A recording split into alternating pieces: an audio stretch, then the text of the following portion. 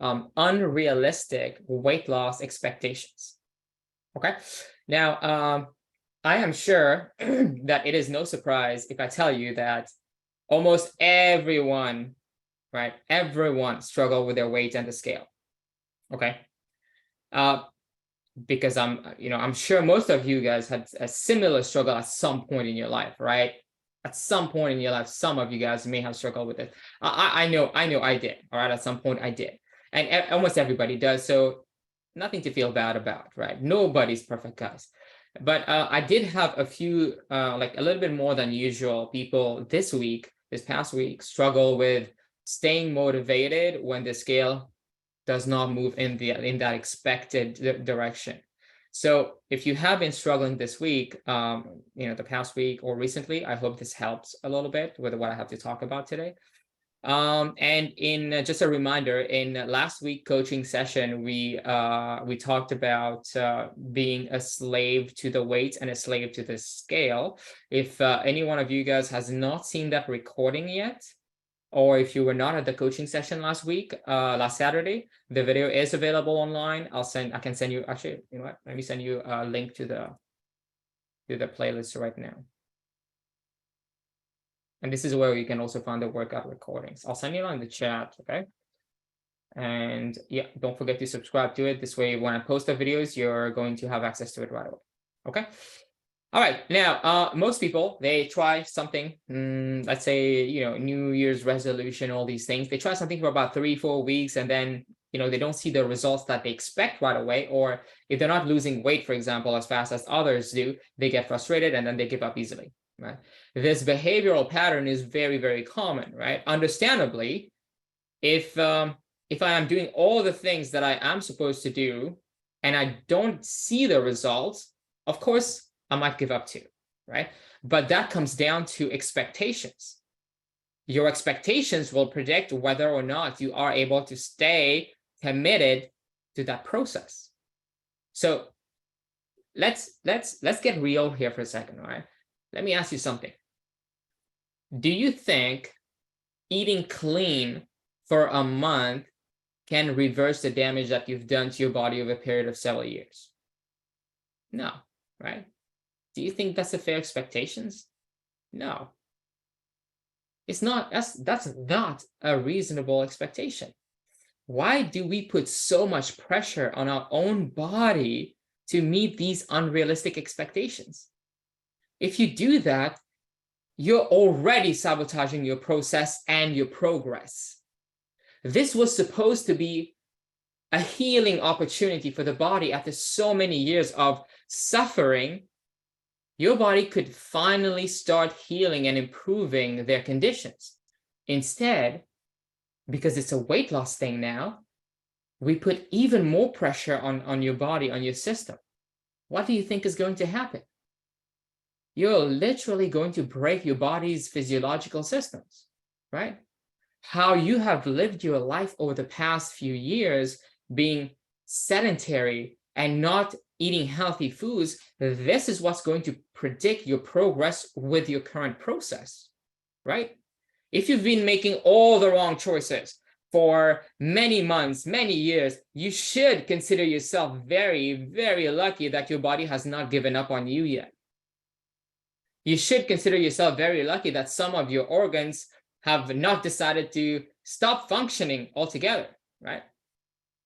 Now, why do you think that people have thyroid dysfunctions? Or why do people become diabetic? Why do people have cholesterol? Why cholesterol levels go up, right? Why? Why does our liver, our kidneys, why does function deteriorate with time? It's because every single choice that you make daily impacts how your body works. Your organs, they form your internal environment. It forms a closed and protected system that was designed to respond in a way that ensures your survival no matter what, all right? The goal here with how the body is designed is to ensure your survival is to maintain balance. The balance is what we call homeostasis, All right. In biology, this is what we call homeostasis. You guys probably heard of the term before. Now, for your body to function properly, it has to maintain a very, very delicate balance. Most people will never get to appreciate how sensitive, how fragile, and how complex that internal environment is. Your body only operates properly if everything is stable, if there is that balance. The body doesn't like the change, okay? So it has systems in place to make sure that you do not upset that internal balance. So your body will try very, very hard to make sure that you do not change what the norm currently is, okay? But every choice that you make has an impact on that internal system, like I said, right? On that internal environment, on your organs themselves. Everything you subject your body to from the external environment causes the body to respond to maintain the balance in the internal environment. All right. Let me give you an example to make this easier to understand. Let me give you an example. Let's say that it is super hot outside right now. All right. So your external environment is hot. The body's job, let's say it's 40 degrees outside. Your body's job is to maintain the internal temperature at 37 degrees Celsius, because most of your biological systems are dependent on that accurate operational temperature.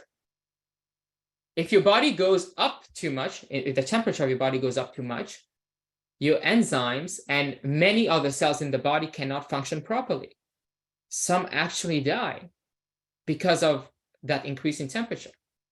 So the body is able to respond by regulating that internal temperature.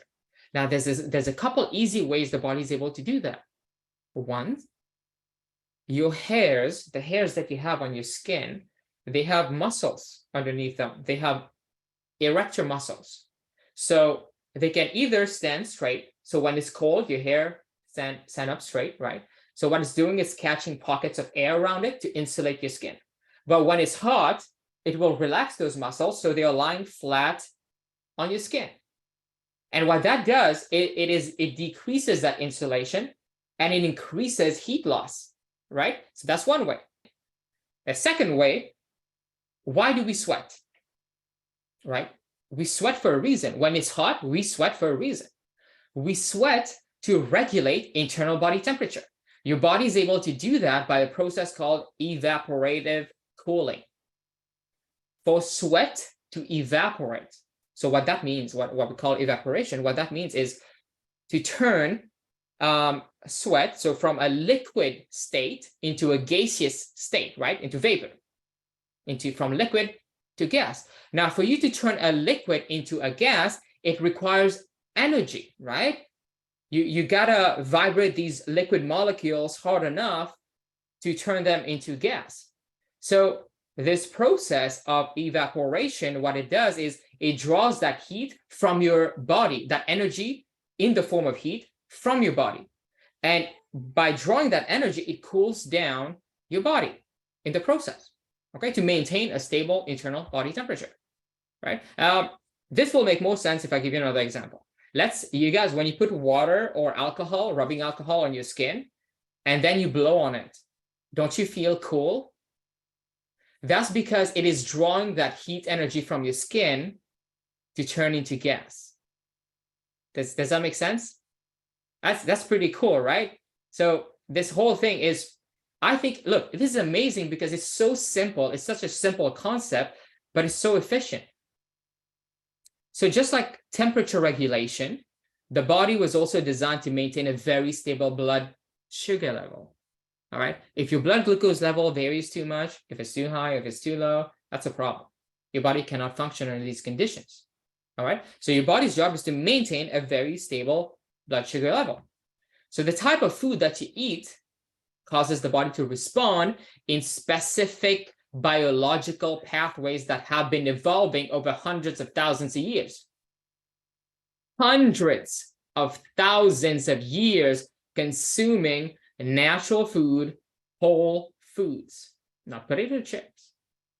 fresh fruits, fresh veggies, animals, grain, seed, water, right? But in the past couple centuries, humans introduced ultra-processed food like potato chips, right?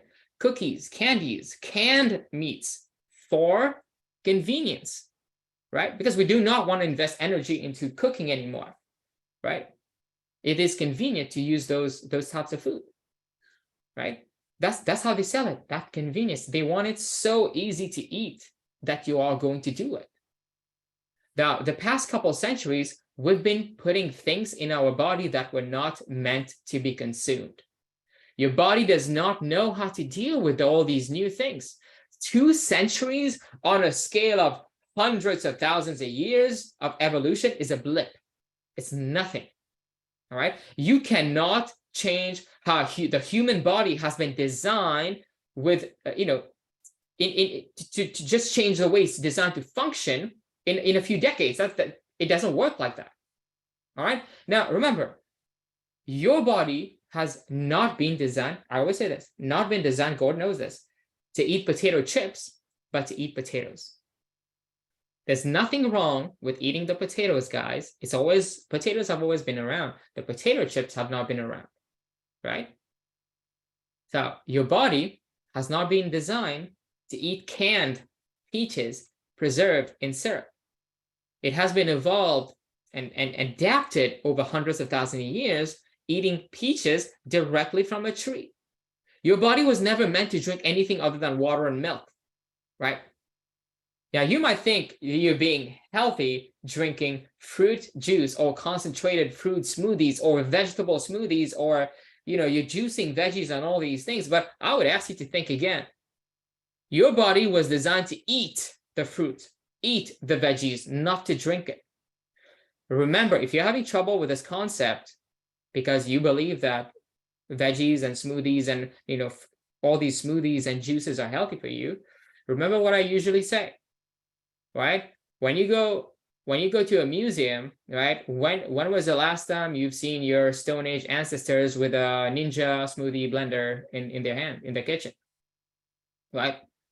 Or when was the last time you saw them running after a mammoth or a bison with a can opener? No, right? How about that? Now, most people don't realize how their choices can impact the body. We're just thinking about convenience. Right? But all these are choices, right? If your body did not evolve doing something, chances are you're adding pressure to that internal system.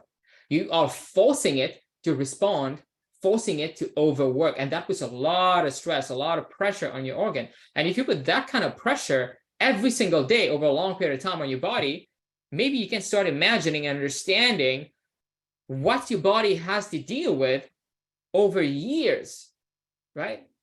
Now, no wonder people develop so many problems over a period of time after so many years, right? No wonder we have all these problems because the body was just not meant to function that way. Let's think about this for a second. If you have been treating your body like that for many years, you really think that it's just going to magically get back to the way it was 10, 20 years ago? No, right? Now, how many of you guys agree that this is not a fair expectation of the body? Now, you guys agree with this? Yes? All right, perfect. Good. We're on the same page. Now, let's understand something. Your body changes as you grow older, right? And as you go through life. Every choice, every decision that you have made has an impact on your body. And many of those damages that you've done cannot be reversed. If you've damaged your liver, it can't be reversed unless you get like some kind of liver transplant, right? But it just can't.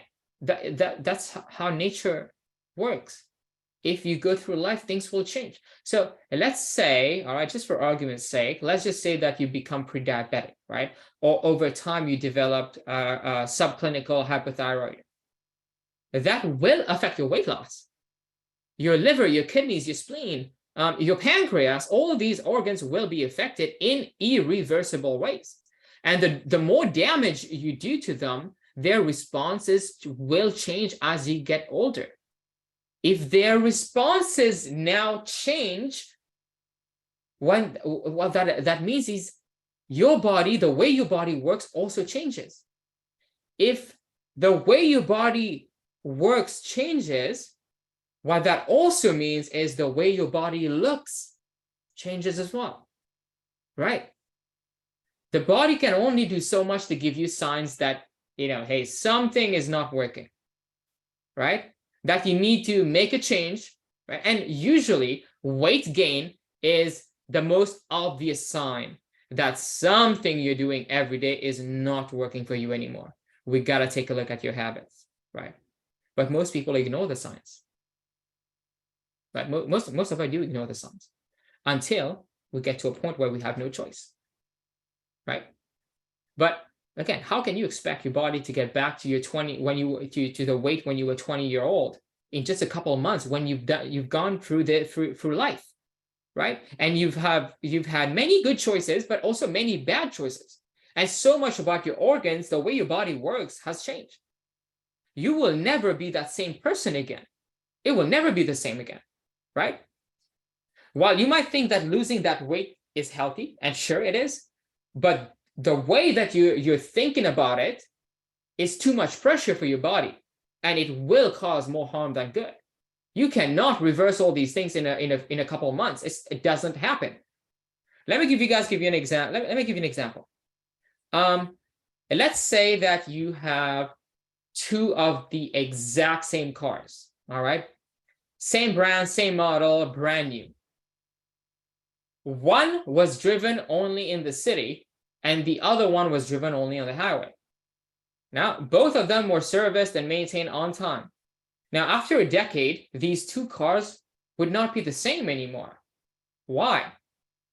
Because driving in the city meant that there's more wear and tear. You brake more in the city, right? You brake more often in the city. You change gears more often in the city. You accelerate and decelerate more often in the city. What that means is you will need to replace more parts more often if in the city-driven car. So maintenance bills, repair bills might be significantly higher in that city-driven car, right? You may have a few more dings, you may have a few more scratches in a city-driven car. After a decade going through life, the city-driven car may have more engine trouble than the highway-driven car. So you see, while both of these cars started their life, at the same, kind of similar, their experiences throughout their life were very different, which meant now that the way they function and their health are very different. And in a similar way, what makes each of us unique are our experiences. Each of us had a journey, right? And during that time, we treated our body differently. Let's think about this, okay? Some of us may have been eating a home-cooked meal every night, while some of us may have spent the past decade mostly picking up a burger on the way back home after work because they were too exhausted, right? Some may have had the luxury of more sleep, while others have been up throughout the night for a month because the kids wouldn't sleep.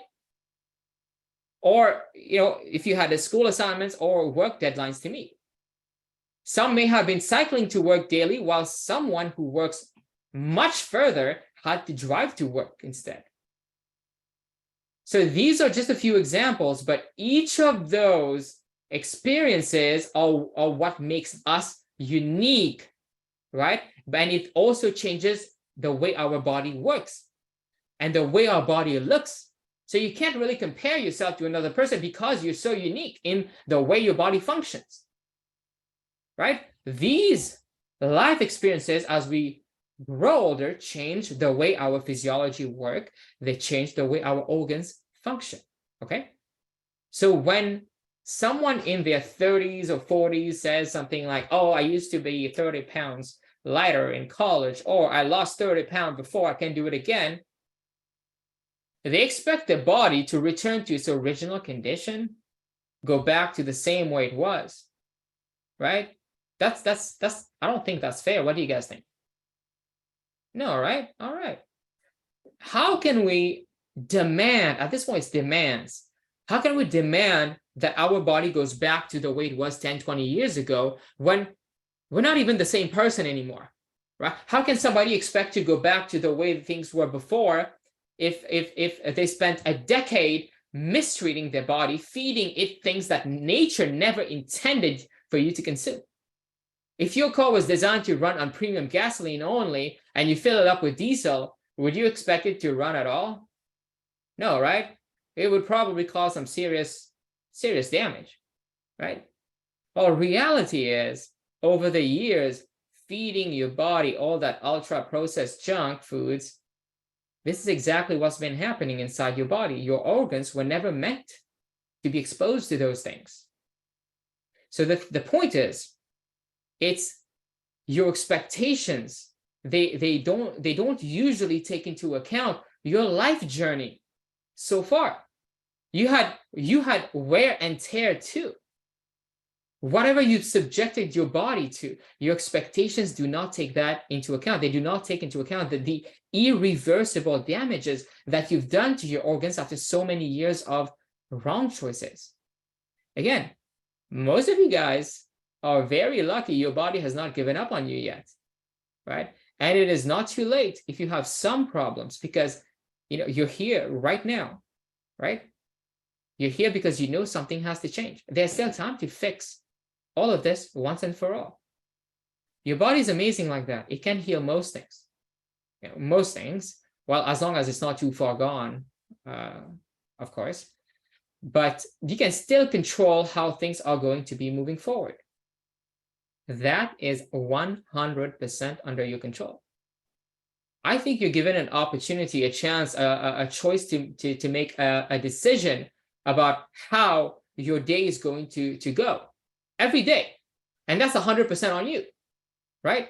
Think about how lucky we are to be in a place and time in the history of mankind where we have access to high quality food, clean water, all of these in abundance, where we have food security and safety and a future. Instead, most of us spend our time sitting down, complaining, whining about how everything bad just happens to us. How sad is that? Right now, you're being given every single opportunity to make the best of your life. Nobody in the history of mankind has ever had so many opportunities, not as many as we do right now, right? So right now is not the time to give up. We need to use those opportunities.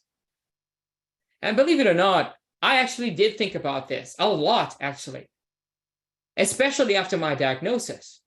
Look, it's not like, it's not like I'm going to die in the next few years, right? It's not that dramatic, all right? But I did think about what kind of person I want to be. I did think about what legacy I want to leave behind for my daughter. I could have been sitting too and complaining and getting disability. Instead, I'm working harder every day, right? I'm still working out. I'm still showing up 100%. Right? It doesn't matter. You get hit at something in life, you show up again. All right, what's next? Because I'm going to give up when I'm dead. Period. When you have a chance, this is important. When you have a chance, just place your ear on your kid, if you don't have children, just on your partner's heart, and just listen. All right, just put your ear on their chest and just listen to the heart beating. Close your eyes and just listen to that miracle of how the heart is able to continuously pump blood throughout your whole body, your entire lifetime, working, pumping every second for you. Think about how hard it is working every single day, tirelessly for you. If it stopped, you'd be dead. All right. Now, I want you to imagine that frailty, that fragility, and the gift that is life. All right. Your body is very, very complex, delicate, and a fragile system working tirelessly to maintain balance. It is doing everything it can to give you every chance at the best possible life. All your ancestors' best genes, right, have been passed on to you through generations. The best of themselves. They've gone through life. They've gone through environment. They had experiences, and all the best that they've learned has been passed on to you, right? To give you and to give your children the best chances at surviving this harsh world, right? But what you put in your body will have consequences. If you upset that balance, you will break it. And if you don't have your health anymore, what do you have? Money? Most people want money first, right? They tell themselves that, you know what, when I have money, I'm going to take care of myself. I'm going to take good care of myself. I'm going to buy all the good food. I'll exercise more. I'll get a trainer. I'll buy all the nice things, right? These people have their priorities wrong, right? Number one priority is your physical health. Why? Because you can have all the money in the world. And if you do not have your physical health, you'll spend all of your money trying to get better. So what's the point? Second is your mental health, right? And last comes financial health. Because if you're not there in your right mind, more money is just going to make you more anxious, more unhappy. And again, you will not be able to enjoy any of it. Money is no good if you're not good. How many rich celebrities have we seen committed suicide, right? Who was the guy from the band, damn it, the guy that sings Numb, Linkin Park, what was his name? I can't remember. God might. No, all right. Anyways, he committed suicide too. But look, they were not in their best place mentally, right? But they did have money, right? Now, knowing all this, we still demand more from our body. We treat it like shit. Chester, thank you, Nishari. Chester, yes. So we treat our body like shit. Then we demand that it goes back to where it was. We demand that we lose all the weight. We demand that we look better. We demand that we feel better. When was the last time you asked yourself the question, how can I treat my body better today? What can I do for my little old heart today? What can I do for my body that will nourish my body with a healthy dose of activity, some fresh air, some fresh water, some meditation, and some healthy, natural, nutritious food? Do you ever ask yourself that question? Most don't. Or do you think about, the weight the first thing in the morning after you take a dump and about to hop on the scale, right? And then you get disappointed. It's because, instead of continuously taking care of your body, we're so focused on what the scale has to say, right? Again, we just demand, and when we don't get what we want, we point fingers, we blame others, right? You blame the program, you blame your coach, you blame your environment, you blame circumstances, and keep on finding more excuses to make us feel better about ourselves, right? Instead, what I think you should be doing is taking a good hard look in the mirror and ask yourself, what can I do better today? What is it that I'm doing that's hurting me? What choices am I making every day that are dragging me further and further from my goals? Because the problem is not outside, it is inside. It starts with you. You are your main obstacle. And I would like you to focus on how you can take good care of your body. The weight loss will come, guys. It comes. If you do what you're supposed to do every day, the weight loss comes. There's no need to be obsessed about that scale. Use it as a tool. It is a tool. Yes, use it, but don't obsess about it. Instead of focusing on the weight, let's all learn how to build healthier, long-term, sustainable habits to treat your body better. All right? And become a leader so you can change the lives of your loved ones too. Right? Because your kids are going to do exactly what you're doing. Right? So don't just focus on changing your lives. What you're doing is a direct reflection of how your kids are going to be living their lives. So you're living, what legacy you're leaving behind matters, right? But if you keep focusing on the outcome, so the weight instead, rather than the process that you need to get there, then you're just dreaming, right? Now, it's okay to have a dream, of course, but dreams without the right process to get there, that just makes you a daydreamer, right? You want something, you're going to have to work to get it. And like I said, if anything that you have did not come from blood, sweat, and tears, it won't last. If you lose the weight with pills, if you lose the weight with quick weight loss schemes, you will never get to appreciate the value of that process, right? And, you know, I know a lot of what I have to say might be triggering to many people, and that's fine. But chances are, right, I do say a lot of things that you know, I do say a lot of things that might piss off people. But anyways, I think that's good. I think that's good because I see a positive in this, okay? If I'm triggering you even a little bit and you're starting to think about your choices and you're questioning, then I think I'm doing my job. Because deep down, you know that there is some truth to what I'm saying, right? This is why you're still being thoughtful and you're still fighting. You're not giving up. Because I believe we all have strength inside. We all have the strength to change. You can be better. You can take control of your life. The only way this works is if you face the truth, the hard truth. Sugarcoating it, sugarcoating the facts means I am doing you a disservice. I'm here to inform you, to educate you, and help you make informed decisions every day. But the choice has always been yours. The decision you make about the next step is yours. Okay? All right, guys, we're getting close to the end. I'm going to end here today, but this is what I wanted to talk to you about today, the expectations when it comes to weight loss. So thank you so much for listening. If you guys have questions, I'm going to spend the last 2 minutes taking questions or comments.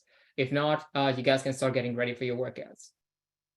Okay? Questions, guys? Questions for me? I'll share if nobody has questions, but I don't want to take away anyone's spotlight. No, go for it, Emily. All right. Something that I always wanted to do as a trainer, especially being with you guys, is to continue to be honest about, you know, my own personal experiences and also like what I'm going through as well. So a lot of you guys know I'm training for this big competition in August, which is super exciting, but it's been very, very tough, especially this past month. And I feel like I'm exactly in your guys' shoes right now, even though I have a different goal as like the outcome. So I'll try to make it quick. I know we have a workout and I'm going to give you guys a good one, but hopefully this makes you feel better because I think that when a coach is going through it as well, it kind of puts things, you know, into perspective. So in October, so this was 6 months ago, I decided I wanted to train for this competition. Very, very excited. And I got a coach, fantastic. The first week, 5 pounds dropped, like, and guess what? It was just water weight and all that kind of fun stuff, right? We all know it wasn't 5 pounds of fat that I needed to lose in a week, right? But I was like, this is great. I'm killing it. This is not hard at all. I'm just going to do exactly what I'm told and we're going to get there. And then as the week started to go on, I realized she kept upping my calories. And I was like, okay, what's going on here? I want to be lean. I want to shred. I want to cut. Like, what are we doing here right now? If you also came to my coaching call that I did for transformation coaching, I think that was back in October too. You guys noticed that I shared that I had an eating disorder for 3 years that I struggled with. Now, that's the exact same thing of not being kind to your body, right? I was absolutely damaging my body. My metabolism was absolutely shot. And over these 6 months, I've actually been repairing it. So it was great because for the first 3 to 4 months, I was actually getting leaner, eating more food. So again, I was pumped. I was like, this is fantastic. But okay, when's the cut gonna start? Like I'm ready to go for it. And this past month has been super tough because finally I'm starting to put that mass on that my coach wants me to put on to be in a good position, in a healthier position to cut. Which for me, especially with somebody who has that history, it's very mentally tough. And even I'm like, I have these negative thoughts still of, you know what? Okay, I'm gonna keep saying that I'm on track with my macros, but maybe I'm not gonna eat actually as many carbs as she wants me to eat. Or maybe I'm, you know, gonna fall a little short, but it's not gonna be a big deal because it's only a few. But then, you know, I'm like, okay, 6 months, you've put 6 months into this. And now in the last month or so, you're gonna maybe throw this all away. And I was like, okay, no, I'm not gonna do that. So I can't do what my brain kind of wants me to do. I don't even want to do that because as a coach, obviously now you know the benefits of what you're supposed to do. But I obviously don't want to quit now either because this has been a tough 6 months of being comfortable with being uncomfortable. So if you guys feel that, okay, and guess what? If you're uncomfortable, that means something's going right, actually. It actually means the opposite of what you might be thinking. You're actually in a very, very good position. So I just want to remind you guys that if you feel stuck, it's actually the complete opposite. And we're all in this together. And to just totally be kind to yourself right now. Put a picture of your little self on the mirror. I have that in my bathroom every day. It's helping me tremendously right now. And just remember like that innocent kid. Okay. So just please be kind to yourself. If you've been in this for like, I don't know, a year, even if it's been a few months, I get it. Like I don't want to do this anymore. I really don't. But it's kind of at the point right now where there's no other choice. I can stop and nothing's going to change, or I can push through a little longer and eventually I'm going to get to where I'm at. So I would rather put in that extra effort for, okay, even if I had to bulk for another 6 months, I honestly would do it because this is how bad I want this. This is how bad my goal is right now, but I want to do it right. So there's no sense in you guys coming this far and giving up on yourself, because where are you going to be? You're just going to be exactly where you started, and you're going to be a lot more miserable for the rest of your life than being maybe a bit uncomfortable for a year, a few months. So hopefully you guys can take that away. I'm over it now. I'm overboard. Sorry, guys. Anyways, thanks, Emily. Thanks for sharing, everybody. We're going to get ready for the workout. Coach Emily, thank you so much. And thanks, everybody, for joining today. Emily's going to do her workout. Otherwise, for most of you guys, I'll see some of you guys in the nutrition coaching session if I've already scheduled an appointment with you today at 11. If not, you guys have a great weekend. And if you guys are still getting over St. Patrick's Day, if you've been drinking a lot, let's get back on track. All right, it's okay to get hammered today. That's okay. That's all part of life, guys. But let's get back on track. Okay. All right, y'all. Thank you so much. Y'all take care. Bye-bye.